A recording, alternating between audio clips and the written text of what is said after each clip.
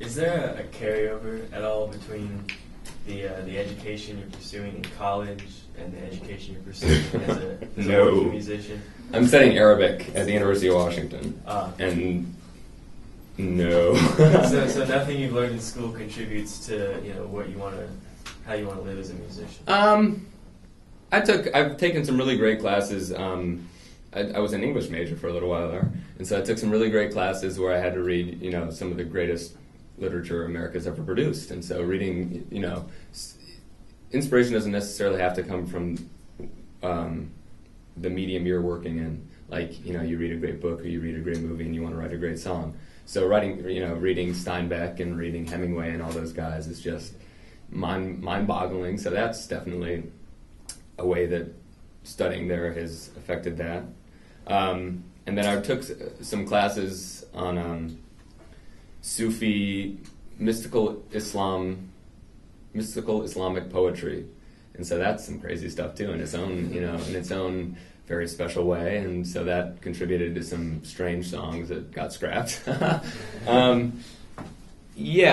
think I'm going to school there to get a college education and to make my parents happy, and because I think Arabic is an interesting thing, and we really need people who understand the language in that part of the world, and we don't have nearly enough of those. And I saw something the other day that said, I think during the entire U.S. occupation of Iraq, I think there were only 3 or 4 diplomats who had been there who could fluently speak Arabic, and it's just insane. I mean, things get lost in translation so easily, and so if music doesn't work out, I will be flying over to Damascus or to Baghdad or something like that.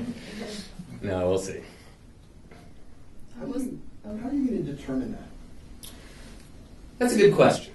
And, I'm 20 years old, and I figure some people toil at this for decades and work, they tour on their own dime and stuff like that, and I'm perfectly happy to do that. And if I can make a living off of it, I'm going to make a living off of it, and that will, as sad as that is, that's the gauge of success. I'll do it as long as I can be happy doing it and support myself.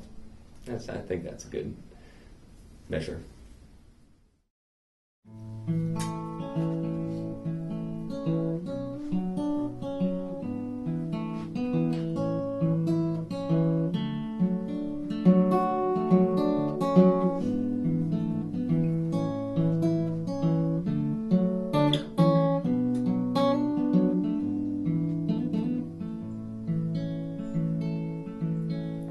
Where she leads me, I do not know, but it's fishing season, and it's time to go where the salmon jump and the waves are high, where threadbare clouds go rolling on by, and cast your line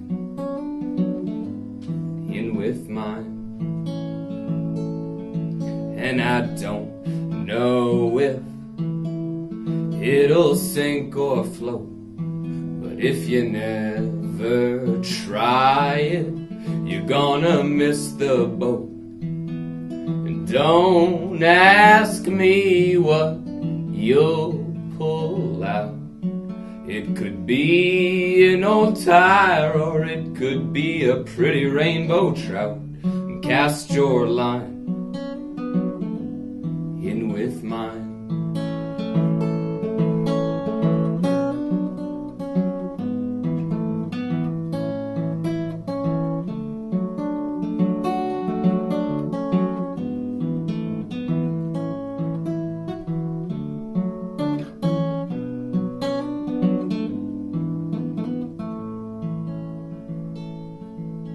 She's out there sailing, and I am here on shore. I could keep what I have, or I could ask for more. And you're gonna have to kill a worm or two And you can't be squeamish, 'cause a fake one won't do. Cast your line in with mine.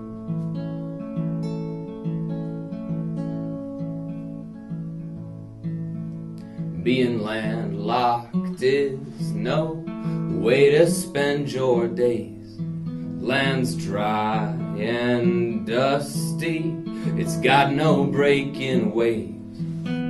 So take your pole and meet me at the dock, where all the cormorants sleep and go to flock, where those who lived before us fished for all their lives, fished for their dinners, and fished to say goodbye.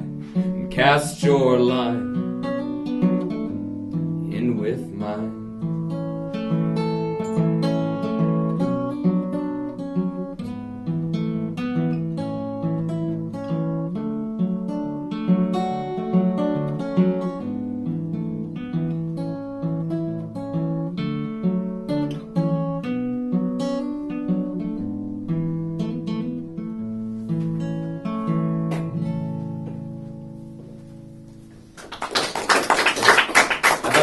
Your question between the third and the fourth verse of that one.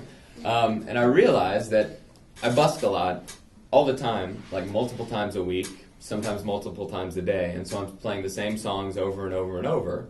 And while it seems like, that it could be like,